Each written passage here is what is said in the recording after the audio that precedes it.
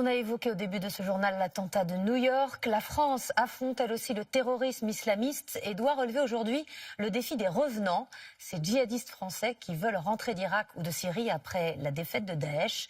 Une vingtaine de familles ont écrit cette semaine au président Macron pour lui demander de laisser rentrer leurs proches pour qu'ils soient jugés en France.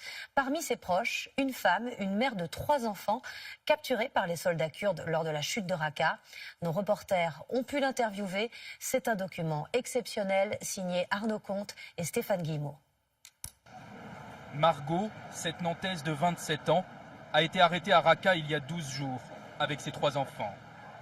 Cette famille française, membre de Daesh, est aujourd'hui retenue par les forces kurdes quelque part dans le nord de la Syrie. Notre rencontre se déroule dans l'intimité d'un appartement.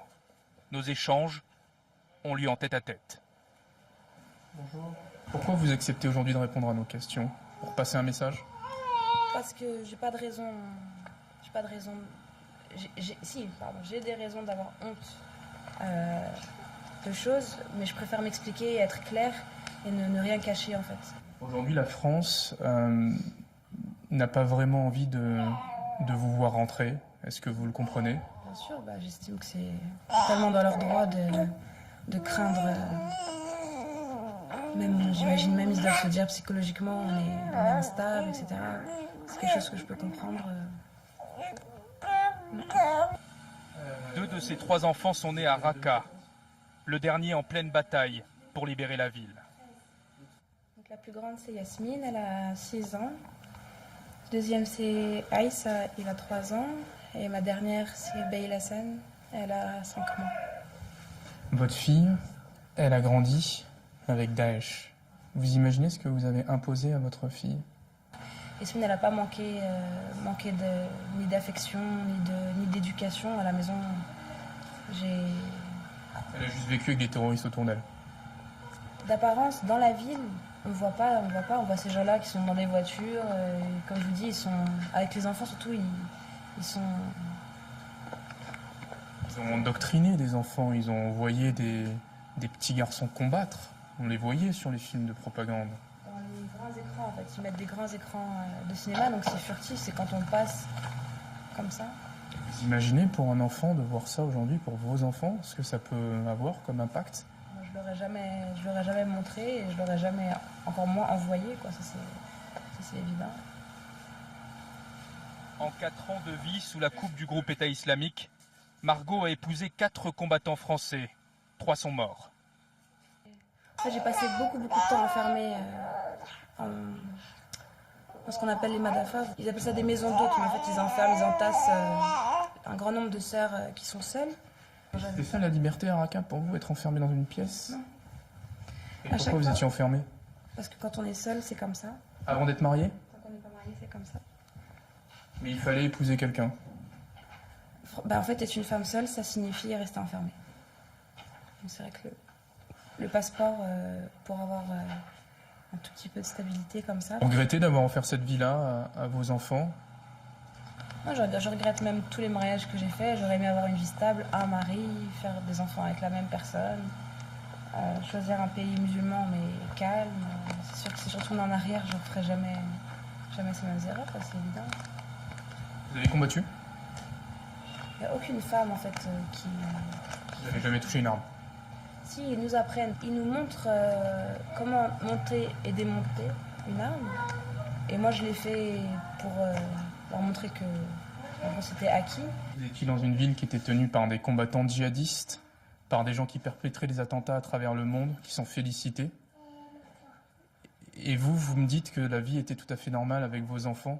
Vous comprenez que ça puisse choquer?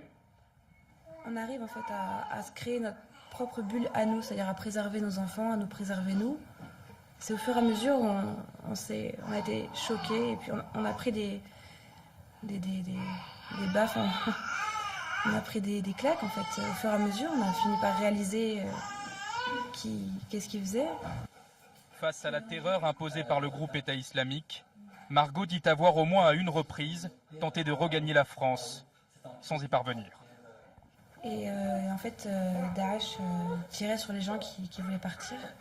Et pas mal de fois, c'est-à-dire c'est quelque chose qui reste très secret, même parmi les femmes avec qui on vit. Si on dit ce genre de choses, elles vont balancer et puis on se fait arrêter. C'est une prise de risque énorme en fait. On risque de se faire tuer dans les deux sens. Est-ce que vous dites ça aujourd'hui pour avoir une chance de rentrer en France ou est-ce que votre démarche elle est sincère? Non, ça fait longtemps que je veux rentrer. Je vais pas dire que j'ai peu d'espoir de retourner. Vous êtes prête à aller en prison si jamais vous parvenez à revenir en France? Oui, bien sûr. Je pense que je me suis préparée depuis longtemps à ça. Vous avez un message à passer aux autorités françaises, au président de la République? Tu sais que je sais même pas le nom du nouveau président. Je me suis arrêtée à Hollande et puis suite à ça, j'avais plus accès à l'information. Margot sait qu'elle encourt la peine de mort si elle est jugée en Irak ou en Syrie. Qu'importe son sort, dit-elle, elle demande aujourd'hui à ce que ses enfants soient rapatriés en France. Et on retrouve en direct depuis la Syrie Arnaud Comte. Bonsoir Arnaud. Pouvez-vous nous en dire plus sur cette djihadiste française que vous venez d'interviewer ?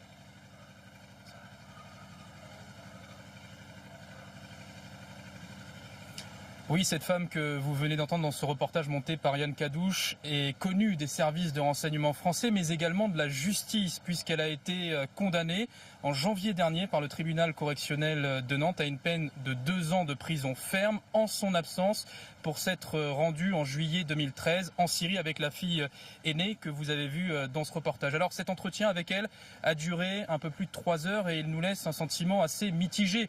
Elle nous a paru sincère, par exemple, lorsqu'elle exprimait ses regrets pour ses enfants, et elle nous a paru aussi à la fois toujours embrigadée, notamment quand elle rejetait ici et là le modèle français, le modèle républicain et ses valeurs. Alors cette femme que vous avez entendue est restée à Raqqa jusque dans les dernières heures des combats, terrée dans un appartement au moment des bombardements. Elle a d'ailleurs affirmé que des civils français, des familles françaises avaient péri dans ces bombardements. L'information est évidemment invérifiable, ce sont ses propos, et elle nous a livré une dernière information. Selon elle, des djihadistes occidentaux ont réussi à prendre la fuite dans la ville de Deir ez-Zor, mais également dans quelques villages toujours tenus par le groupe État islamique à la frontière entre l'Irak et la Syrie. Merci Arnaud. Bonsoir Étienne Hénard. Bonsoir Anne-Sophie. Alors la question du retour de ces Français engagés dans les rangs de Daesh n'est pas nouvelle. Plusieurs dizaines de revenants sont déjà rentrés en France. Comment les autorités les ont-elles gérés ? Oui, le ministre de l'Intérieur a même donné des chiffres très précis. 178 hommes, 66 femmes qui sont rentrés de Syrie depuis le début du conflit. Les 2 tiers des hommes sont en prison. Ils purgent leur peine ou ils sont en détention provisoire.